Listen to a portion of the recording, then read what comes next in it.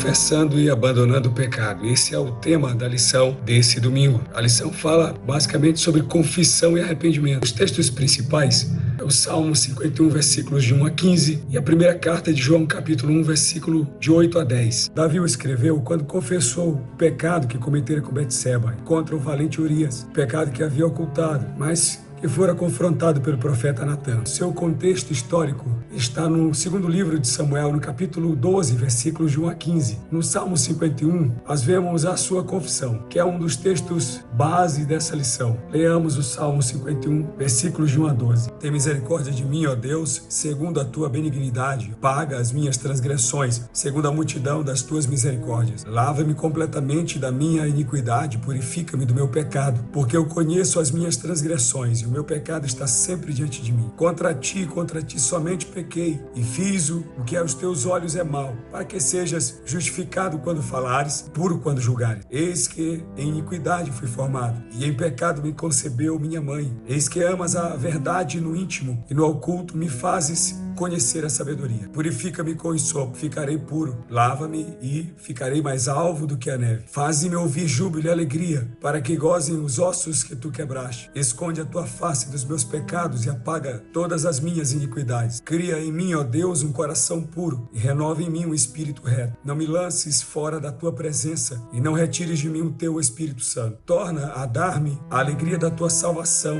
e sustém-me com o espírito voluntário. 1 de João, capítulo 1, versículos 8 a 10. Se dissermos que não temos pecado, enganamo-nos a nós mesmos e não há verdade em nós. Se confessarmos os nossos pecados, Ele é fiel e justo para nos perdoar os pecados e nos purificar de toda injustiça. Se dissermos que não pecamos, fazemo-lo mentiroso e a sua palavra não está em nós. Nós vivemos em tempos em que muitos consideram o pecado como mera fraqueza ou fruto do ambiente e da herança genética. Mas a palavra de Deus nos ensina algo muito diferente. O apóstolo João nos adverte sobre a realidade do pecado, nos alertando sobre as suas consequências trágicas. Assim devemos seguir as orientações da Bíblia. Quando pecamos, devemos confessar e abandonar nossos pecados, mostrando o verdadeiro arrependimento para que possamos receber o perdão de Deus. A palavra-chave desta lição é confissão. Ainda com base nos textos lidos anteriormente, 1 de João, capítulo 1, versículo 9, a Bíblia diz: se confessarmos os nossos pecados, Ele é fiel e justo para nos perdoar os pecados e nos purificar de toda injustiça. Salmo 32, versículo 5, confessei-te o meu pecado e a minha maldade não encobri. Dizia eu, confessarei ao Senhor as minhas transgressões, e tu perdoaste a maldade do meu pecado. O verbo confessar, citado 900 vezes no Antigo Testamento, muitas vezes com o sentido de reconhecer ou admitir. No Novo Testamento significa concordar com, consentir, conceder. No Salmo 51, salmo base desta lição, versículo 1 diz: tem misericórdia de mim, ó Deus, segundo a tua benignidade. Apaga as minhas transgressões segundo a multidão das tuas misericórdias. Quando Davi clama pela multidão das tuas misericórdias, ele não está simplesmente considerando que a misericórdia de Deus não seria suficiente para um pecador como ele, mas está também demonstrando a peculiaridade do seu pecado. Ele está sendo sincero com respeito ao grau das suas ações. A forma como Davi confessa demonstra sinceridade. Aí, além disso, ele demonstra saber, obviamente, não apenas o ato que cometera, mas a respeito do Deus a quem ele suplica por perdão. Os homens mais sinceros são naturalmente os mais desejosos de serem libertados dos terrores da consciência. Ainda nesse salmo, no verso de número 2, Davi diz: lava-me completamente da minha iniquidade e purifica-me do meu pecado. Uma das expressões usadas por Davi aqui é lava-me. Esta expressão é kabas no hebraico antigo, que dá a ideia de uma ação contínua, lavando. Essa expressão era usada para os lavandeiros que pisavam as roupas no processo de limpeza. A outra expressão usada por Davi é purifica-me, e antes ele diz apaga. Na teologia de Davi, havia um registro que não estava ao seu alcance. O apagá-lo tratava-se apenas da misericórdia de Deus. As expressões lava-me e purifica-me registra que o pecado também tinha um registro em algum lugar da sua alma. Jeremias, capítulo 2, versículo 22, a Bíblia diz: por isso, ainda que te laves com salitre e amontoes sabão, a tua iniquidade será gravada diante de mim, diz o Senhor. Esta limpeza não é somente um gesto, é uma necessidade. Quando lemos no Evangelho de João, capítulo 13, no episódio em que Jesus lava os pés aos discípulos, no versículo 8, a Bíblia diz: disse-lhe Pedro, nunca me lavarás os pés. Respondeu-lhe Jesus: se eu não te lavar, não tens parte comigo. Quando Pedro disse, nunca me lavarás os pés, Jesus lhe responde: responde: se eu não te lavar os pés, tu não tens parte comigo. Não conseguimos lavar nossos próprios pecados. Precisamos da graça de Deus. Mas quando nos envolvemos com a graça, pela nossa falta de discernimento espiritual, falta de temor a Deus, nós cometemos excessos. Primeiro, a tendência de resistirmos, como Pedro resistiu. Quando Pedro se recusa a ter os pés lavados por Jesus, talvez no pensamento de alguém surja a seguinte ideia: eu não estou tão sujo assim. São aqueles que não reconhecem os seus pecados, por isso não os confessam. Ainda no versículo 8 do capítulo 13, quando Pedro diz: nunca me lavarás os pés, e Jesus responde: se eu não te lavar os pés, tu não tens parte comigo. 1 João 1,8, a Bíblia diz: se dissermos que não temos pecado nenhum, a nós mesmos nos enganamos e a verdade não está em nós. Do excesso de resistirmos, podemos também ter a tendência de desistirmos. Alguns talvez nutrem aquele pensamento: eu estou sujo demais para a graça. São os que não creem nas misericórdias de Deus. No versículo 9 ainda de João capítulo 13, a Bíblia diz: então Pedro lhe pediu: Senhor, não somente os pés, mas também as mãos e a cabeça, porque achamos que tem que ser do nosso jeito. E no versículo 10 Jesus responde a Pedro: declarou-lhe Jesus: quem já se banhou não necessita de lavar senão os pés. Quanto ao mais, está todo limpo. Ora, vós estáis limpos, mas não todos. Ele se referia a Judas Iscariote. Então resistimos porque achamos que tem que ser do nosso jeito. A confissão, ela traz o perdão de Deus. Ainda no Salmo 51, versículo 3, Davi diz: porque eu conheço as minhas transgressões e o meu pecado está sempre diante de mim. Números 32, versículo 23, está escrito: e se não fizerdes assim, eis que pecastes contra o Senhor, e sabei que o vosso pecado vos há de achar. Não podemos esconder pecados de Deus, só podemos confessá-lo. A culpa é um sentimento pessoal da consciência, de uma transgressão ou ato do pecado. Inclui a ideia de culpa, de responsabilidade. Primeiro, pelo que foi praticado. Segundo, pela punição, pelo castigo. Em segundo aos Coríntios, capítulo 7, versículo de número 10, a Bíblia diz: porque a tristeza, segundo Deus, produz arrependimento para a salvação, que a ninguém traz pesar, mas a tristeza do mundo produz morte. É o Espírito Santo o agente da consciência da transgressão e do castigo e da vida eterna. No Evangelho de João, no capítulo 16, e versículo de número 8, está escrito: e quando ele vier, convencerá o mundo do pecado, da justiça e do juízo. Veja que logo após pecar, Adão e Eva tiveram a consciência do pecado. Em Gênesis capítulo 3, versículo de número 7, então foram abertos os olhos de ambos e reconheceram que estavam nus, cozeram folhas de figueira e fizeram para si aventais. A ação do Espírito Santo na consciência do pecador, há tempo de encontrá-la sensível para arrependimento, e a confissão não deve encontrar substituto durante o processo de restauração. O flagrante existe por causa da misericórdia de Deus, que oportuniza a confissão, mas a ausência do sentimento de tristeza pela ofensa que o pecado causa ao coração de Deus é sinal de falta de temor. A tristeza que o Espírito Santo nos faz sentir quando estamos nos afastando dele nos coloca no processo da reconciliação com Deus. Confessar é reconhecer que pecamos, é concordar com Deus. Não é concordar com uma mente doentia, masoquista ou oprimida por Satanás, que tenta utilizar qualquer corrente para prender o homem em seus medos. Também não é somente verbalizar um ato praticado, mas admitir um erro e confiar no poder que a confissão bíblica tem de acionar as misericórdias de Deus. Também não deve ser uma atribuição terceirizada da culpa, como foi fulano que me induziu. Quando lemos a parábola do filho pródigo, contada por Jesus em Lucas capítulo 15, nós vemos e houve estímulos externos e estímulos internos para que ele retornasse à casa do pai e confessasse que errou, que pecou. Em Lucas capítulo 15, versículos 14 a 16, está escrito: e havendo ele gastado tudo, houve naquela terra uma grande fome, e começou a padecer necessidades. E foi, e se chegou-se a um dos cidadãos daquela terra, o qual mandou para os seus campos a apacentar porcos, e desejava encher o seu estômago com as bolotas que os porcos comiam, e ninguém lhe dava nada. A fome, a seca, o abandono, a solidão e a lembrança da casa do pai foram estímulos externos, motivações externas para que ele lembrasse da casa do seu pai e se arrependesse do que havia feito e sentisse o estímulo para retornar. Mas houve também estímulos internos, que está escrito no versículo 17. O texto diz: e caindo em si. A culpa pelo pecado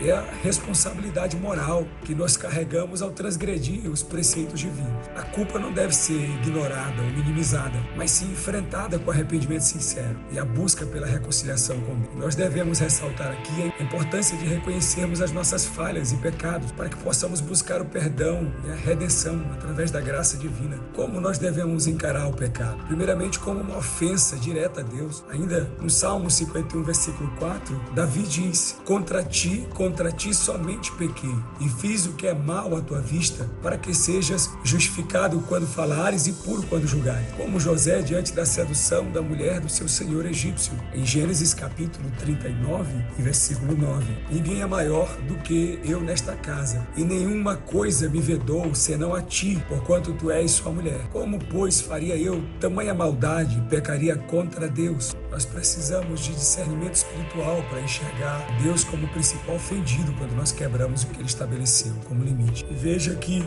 esse sentimento de culpa e essa tristeza provocada pela consciência da ofensa leva o filho pródigo, mais uma vez, voltando aqui à parábola do filho pródigo, a tomar uma atitude. Em Lucas 15, versículo de número 17 e 18, a Bíblia diz: e tornando em si, disse, versículo 18, levantar-me-ei, irei ter com meu pai, e dir-lhe-ei: Pai, pequei contra o céu e perante ti. A consciência de que a sua ofensa primeiro era contra Deus, havia quebrado princípios que estavam muito além do seu pai, do seu relacionamento paterno ou filial, fizeram retornar pensando no grau maior de ofensa. Ele corrige a ofensa menor que talvez tivesse praticado. Judas, ele devolveu as moedas que havia recebido como suborno para entregar Jesus, e essa devolução foi uma falta de discernimento. Talvez Judas achasse que pudesse comprar o seu perdão apenas devolvendo as moedas. O seu coração estava um remorso, um pesar, mas não um verdadeiro arrependimento, a verdadeira tristeza que, segundo Deus, leva arrependimento para a salvação. Saul também se entristeceu, perdeu o trono e perdeu a presença do Espírito de Deus. Mas Davi, quando se reporta a Deus, ele diz: pequei contra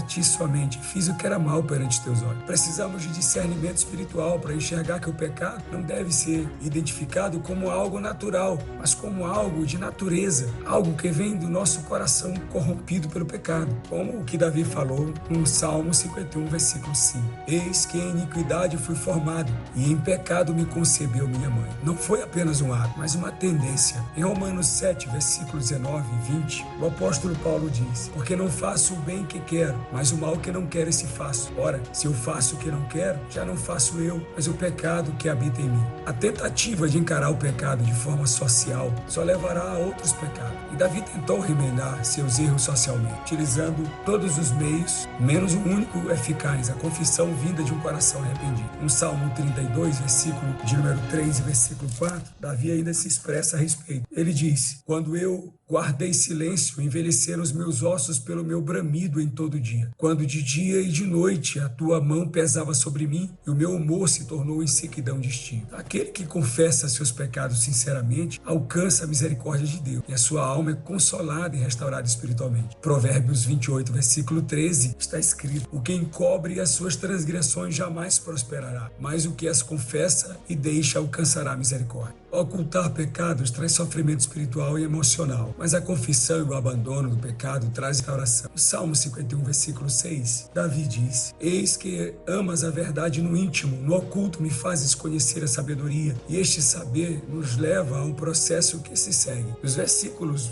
8 ao 12, vemos uma convicção que ocupará o lugar da culpa. Davi teve discernimento espiritual para pedir o que era essencial. No Salmo, no versículo de número 9, ele diz: esconde a tua face dos meus pecados e apaga todas as minhas iniquidades. Davi reconhece uma misericórdia que supera a onipotência, um Deus que coloca o seu amor como regente do seu poder. Davi tinha exemplos suficientes para saber como orar. No versículo 11, ele diz: não me lances fora da tua presença. Ele presenciou o que aconteceu com o rei Saul, que perdeu a presença do Espírito Santo e foi perturbado por um espírito maligno. Há consequências para o pecado, e uma das consequências é a separação entre o homem e Deus. Isaías 59, versículo 2, a Bíblia diz: mas as vossas iniquidades fazem separação entre vós e o vosso Deus, e os vossos pecados encobrem o seu rosto de vós para que não vos ouça. Não reconhecer as consequências do pecado e a necessidade de confessá-lo e abandonar a sua prática leva ao endurecimento do coração, conforme escrito em Hebreus capítulo de número 3, versículo de número 13. Antes exortai-vos uns aos outros todos os dias, durante o tempo que se chama hoje, para que nenhum de vós se endureça pelo engano do pecado. Nossos primeiros pais, Adão e Eva, sofreram consequências por seus pecados, conforme Gênesis capítulo 3, dos versículos 14 a 19. Consequências físicas, consequências sociais, consequências espirituais, a introdução da mortalidade. Essas consequências não se limitaram a eles, mas afetaram toda a raça humana, toda a humanidade, conforme Romanos capítulo 5, versículos 12 a 14. Assim como os pecados do rei Davi trariam consequências para ele e para sua família. Outra coisa que deve ter pesado no coração do rei Davi foi lembrar-se que Saul, na ocasião em que pecara contra Deus, pediu um tangedor, alguém que louvasse a Deus para invocar a presença de Deus, para aliviá-lo dos tormentos. E Davi ora pedindo no versículo de número 15: abre, Senhor, os meus lábios, e a minha boca entoará o teu louvor. Davi não estava preocupado com o trono mais do que com a sua restauração. João escreveu que fomos purificados pelo sangue de Jesus, em 1 de João, capítulo 1, versículo 7. E ele diz mais adiante que os nossos pecados foram imputados sobre Cristo, que pelo seu sangue foram apagados. Tendo falado de perdão, ele acrescenta purificação. Um resultado duplo nos chega da confissão, que Deus nos perdoa dos nossos pecados e que Deus nos renova a comunhão. Também o que nos acrescenta um terceiro resultado, a manutenção da vida eterna. Colossenses capítulo 1, versículos número 22, está escrito: agora, porém, vos reconciliou no corpo da sua carne, mediante a sua morte, para apresentar-vos perante ele santos, inculpáveis e irrepreensíveis. Dos versículos 12 a 14, Davi ora por restituição. Salmo 51, versículo 12 a 14. Restitui-me a alegria da tua salvação e sustenta-me com um espírito voluntário. Então ensinarei aos transgressores os teus caminhos, e os pecadores se converterão a ti. Livra-me dos crimes de sangue, ó Deus, Deus da minha salvação, e a minha língua exaltará a tua justiça. Os que são alvos do perdão de Deus devem ser agentes da mesma graça entre aqueles que precisam de perdão e restauração. E este processo, conforme as Escrituras, revela a eficácia do ministério da reconciliação de Deus através de Cristo. Em 2 Coríntios, capítulo 5, versículo 18. Ora, tudo provém de Deus, que nos reconciliou consigo mesmo por meio de Cristo e nos deu o ministério da reconciliação. Amados irmãos, na nossa caminhada cristã, todos estamos sujeitos ao pecado. Se você tem lutado contra o pecado, saiba que só há um caminho para a cura e restauração. E esse caminho é a confissão sincera e o abandono do pecado. Lucas 15, versículo 20, ainda na parábola do filho pródigo, lançou-se-lhes ao pescoço e o beijou. E essa expressão refere-se à atitude daquele pai quando seu filho retorna à sua casa e à sua presença, arrependido do que havia feito. Onde Deus não é reconhecido e adorado, não há abundância, só há satisfação em Deus. Só tem uma coisa que apressa as coisas do céu: um arrependimento sincero. Diz a parábola, Lucas 15, versículo 20, o pai correu. No versículo 22, ele diz: trazei depressa. No versículos 9 e 10, ele diz: e achando, reuniu os amigos e vizinhos. Abra o seu coração para Deus, confesse seus pecados, receba o perdão que ele oferece abundantemente. Quem assim procede desfrutará das infinitas misericórdias divinas. Experimente a verdadeira liberdade e restauração que só Cristo pode dar. Deus está pronto para te receber com amor e graça. Que Deus te abençoe.